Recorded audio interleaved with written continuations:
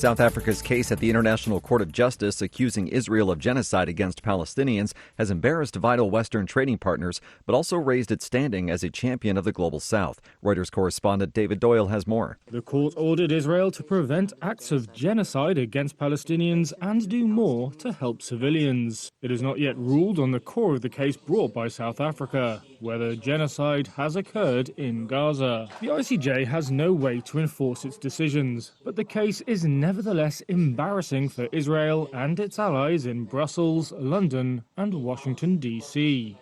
South Africa's case, therefore, may have ruffled feathers amongst vital Western trading partners. But it's also boosted South Africa's reputation as a champion of the Global South. And, according to analysts, the gamble is likely to pay off. That's in part because of renewed competition for Africa's mineral resources. China is wooing the continent with money, railways, and tech transfers. David Doyle from Reuters. Yemen's Houthi rebels have launched a missile at a U.S. warship patrolling the Gulf of Aden, forcing it to shoot down the projectile. The Houthis also struck a British vessel. The attack Friday on the USS Carney marks the latest by the rebels amid their campaign against ships traveling through the Red Sea and surrounding waters. Those assaults have disrupted global trade amid Israel's war on Hamas, a U.S.-designated terrorist group in the Gaza Strip. The U.S. Military Central Command said no one was hurt in the attack, nor was the Carney damaged. Houthi military spokesman Brigadier General Yahya Saree did not acknowledge the Carney attack, but claimed a missile attack on a commercial vessel that set it ablaze. The U.S. designates the Houthi rebels as a specially designated global terrorist group. For additional stories, visit voanews.com. This is VOA News.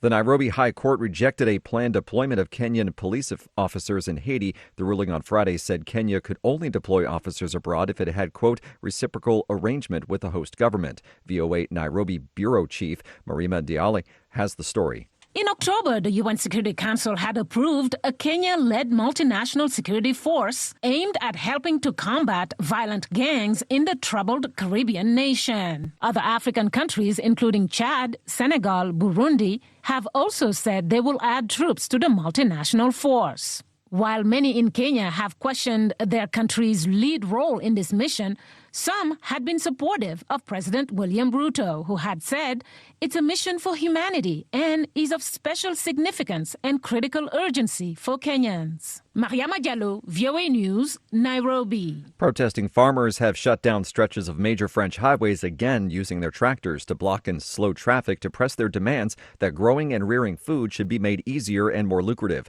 Their movement for better remuneration, less red tape, and lower costs, and protection against cheap imports is increasingly becoming a major crisis for new Prime Minister Gabriel Attal. He's hoping to nip the demonstrations in the bud, with measures expected to be announced later Friday. An American chemistry professor is creating quite a stir by suggesting tea drinkers use a pinch of salt. AP correspondent Donna Warder reports. Michelle Francil is a chemistry professor at Bryn Mawr College in Pennsylvania. Her new book, Steeped: The Chemistry of Tea, published just this week, suggests drinking tea with a pinch of salt. So it makes the cup of tea taste less bitter. It's kind of a rescue thing. That's not sitting well with many tea drinkers across the pond. But to be good sports about it, these ladies in Manchester, England gave it a try during their traditional English afternoon tea. No, I thought it would be worse. Absolutely awful. Yeah.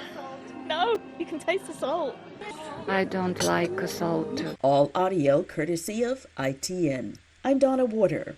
A scourge of pornographic deepfake images generated by artificial intelligence and sexualizing people without their consent has hit its most famous victim, singer Taylor Swift. The deepfake detecting group Reality Defender says it tracked a deluge of non-consensual pornographic material this week depicting Swift, particularly on X, formerly known as Twitter. Some images also made their way to Meta-owned Facebook and other social media platforms. When reached for comment, X directed the AP to a post from its safety account that said the company strictly prohibits the sharing of non-consensual nude images on its platform. Meta says it strongly condemns the content and has worked to remove it.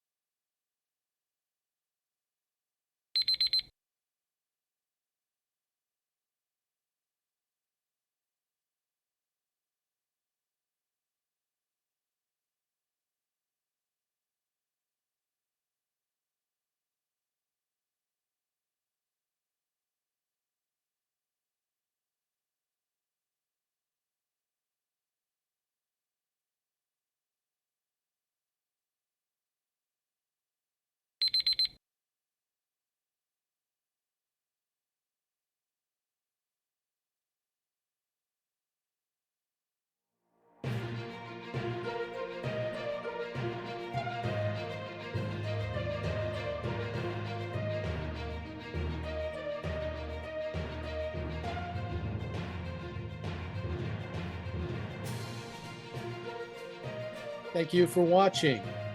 Can you do me a favor? Please leave a comment in the comments section below. That would really help. Thank you, and see you again soon.